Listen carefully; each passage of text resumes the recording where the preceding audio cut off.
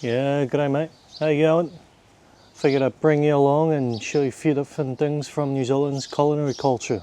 Talk to you about our traditional cuisine. Not that we really have any, unless you count the hangi, but that's too hard to make. First, we start with the breakfast of champions. The tradies. The only way to drop out of high school and still make more money than a doctor. Well, aside from dealing drugs.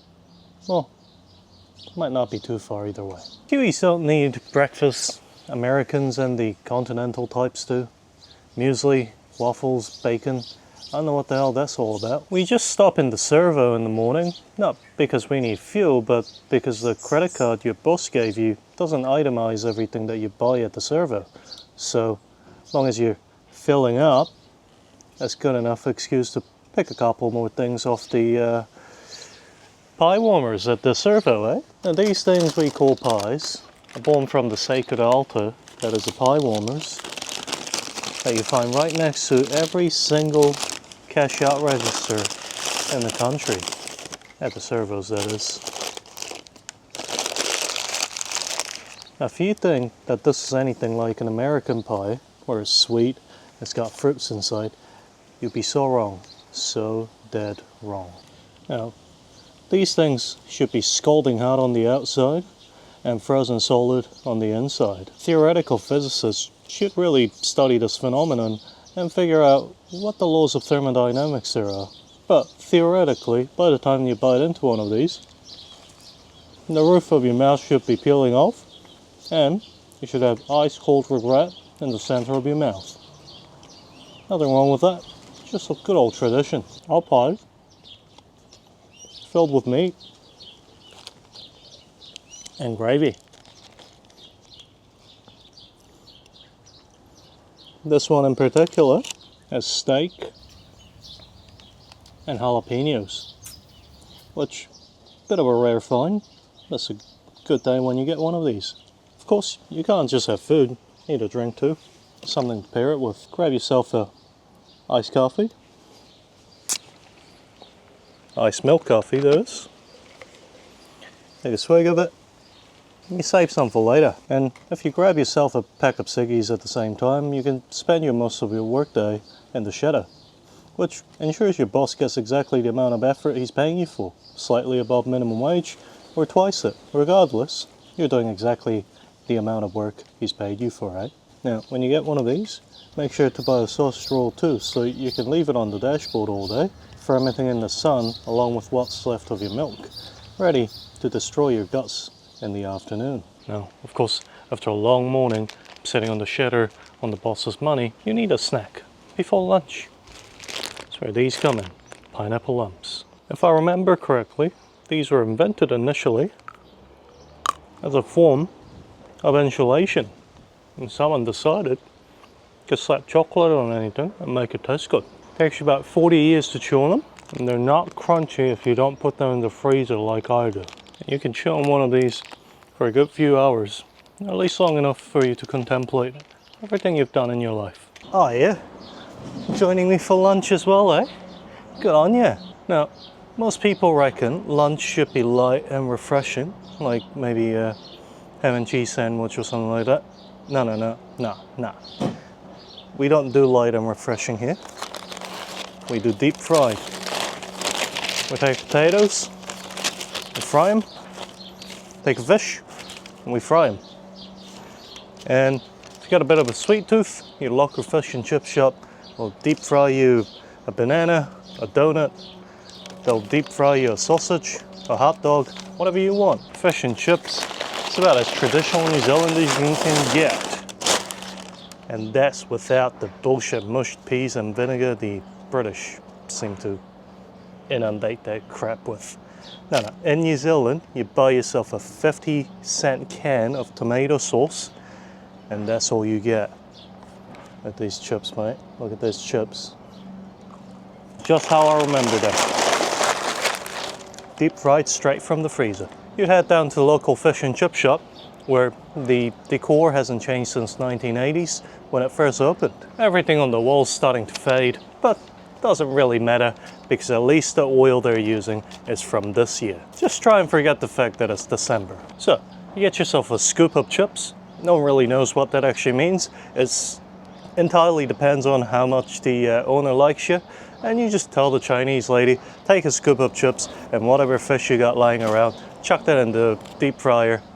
I'll have that to go, mate. Now, you unwrap this totally not a newspaper without any words on it, and mate, you're in for heaven. If you're doing it right, the seagulls should be trying to get all the chips off you.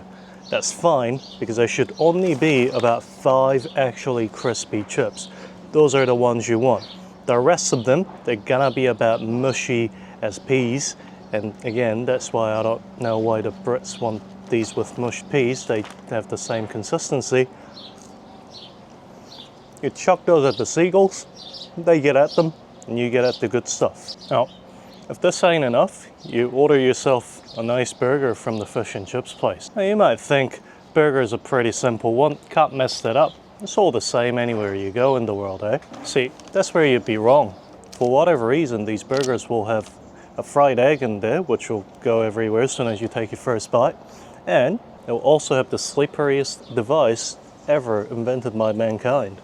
Canned beetroot. It'll slide out of that burger so fast you'd think it's trying to flee the country.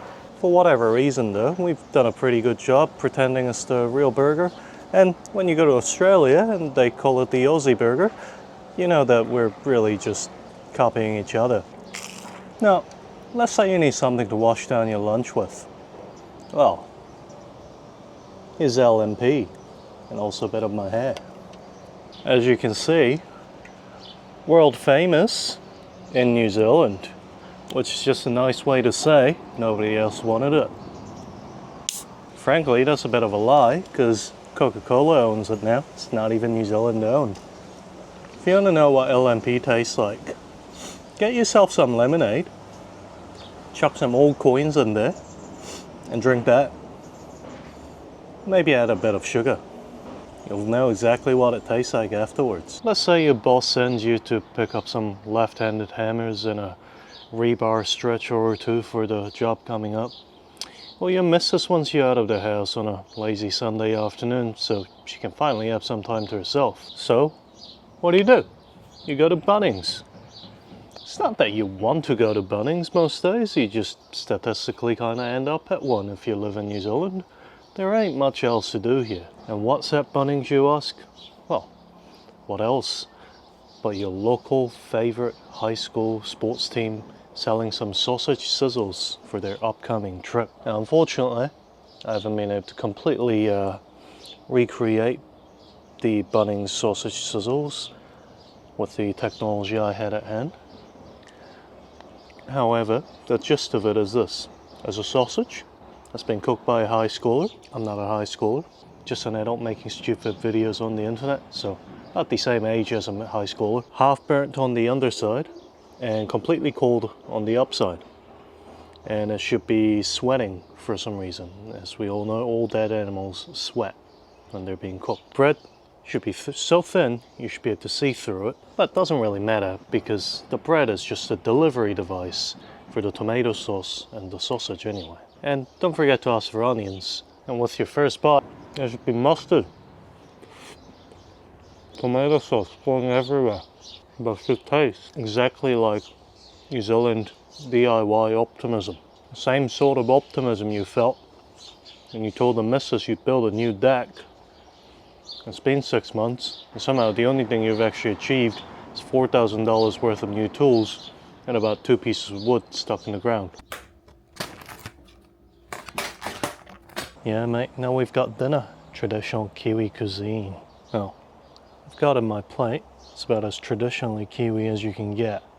There's one of these shops in every little town you'll ever find in New Zealand. Now, they're typically called Golden Dragon, Star, Phoenix, Palace, Garden, 5-star eatery, and they always make the most amazing food you've ever eaten. And that will be a Chinese takeaway.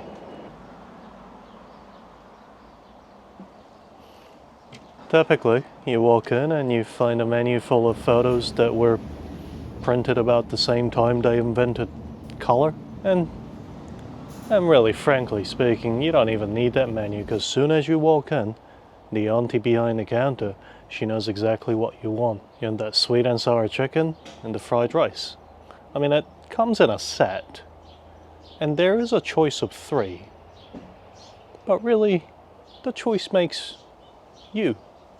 You don't get to make that choice. Sweet and sour should glow like it's radioactive, and the fried rice should have everything except rice.